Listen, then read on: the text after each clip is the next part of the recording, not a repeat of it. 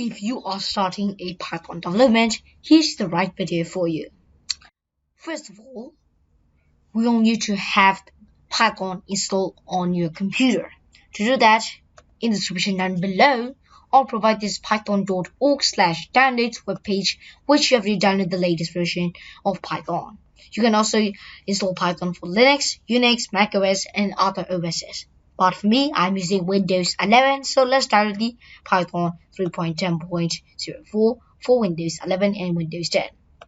But I've already downloaded it into my downloads folder, which is right here, so I'll not be doing that again.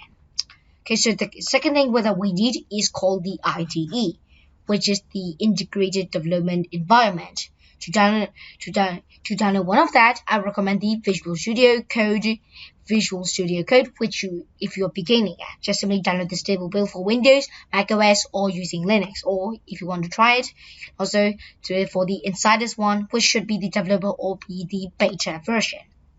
Once you have downloaded these set up, just simply double click on these tabs to install Python and the VS Code. For me, I have already installed Python on my computer, so I'll not be doing that again right now. But I have installed the Visual Studio Code, so I'll just do it right now. Let's accept the agreement. Let's click on next, next, next. You can also create a shortcut desktop, which I'll do that right now. Let's click on next and then click on install to start the Visual Studio Code installer.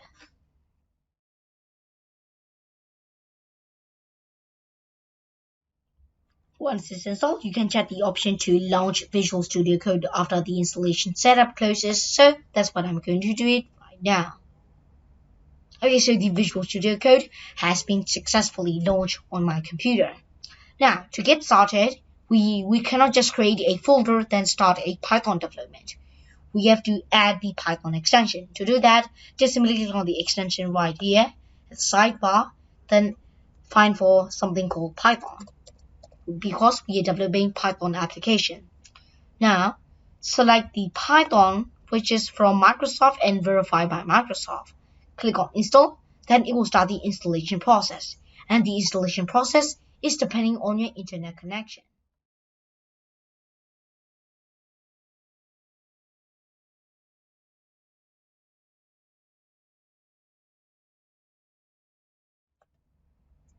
Once it's installed, it will take you to a get started page. Now you can create new Jupyter box and you should be good to go. If you click on the extensions again, you can now close these up here. Close these. I don't want to save this right now. Let's reopen up the extension tab. Let's look for Python, and as you can see, Python has been installed. If you install Python, you will get the option to disable it. And but sometimes if you install Python but it's already disabled, you got the button to enable it. Anyways, if the Python extension has been disabled, you can open a new folder, then create a basics hello world file right here. But now I want to show you an advanced version of the Visual Studio Code, which is the Visual Studio Community Edition. Now, the Community Edition is a Visual Studio Code but more advanced with a new icon, which instead of blue, it is purple. Let's try downloading the Visual Studio Code. It will start the installer and you should be good to go. Once the installer has been downloaded, you can open up the Visual Studio Code installer application by searching on it. Right here, this is the install right here. Then you got the option to install the Visual Studio Code 2022, or if you want to buy the Visual Studio Code 2022 edition, you can also buy the professional and the extra price. But I recommend the community edition, which is free, open source, and you should be good to go. Also, if this is the first time that you're installing the Visual Studio Code, you got the option to set up which language that you want to use in this Visual Studio Code.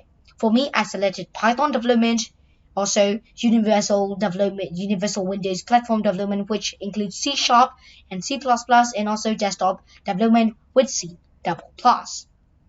Also, you can select mobile development with C++ if you want, but for me, I will not do that right now. Also, you got the game development with C++, and you can check on that. Click on modify, and you should be good to go. And once the Visual Studio Code has been downloaded with the add-ins that you want, you can just simply launch it.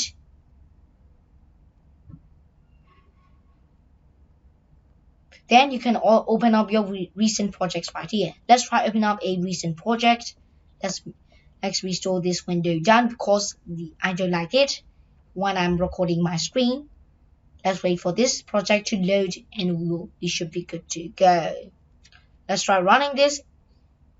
Sometimes some of the code has some errors, and it will pop up once the errors have been. As you can see, pop up that this build has some errors. Well, you wish to continue to successful the build. If you have it, just simply fix all of the error, then continue the build.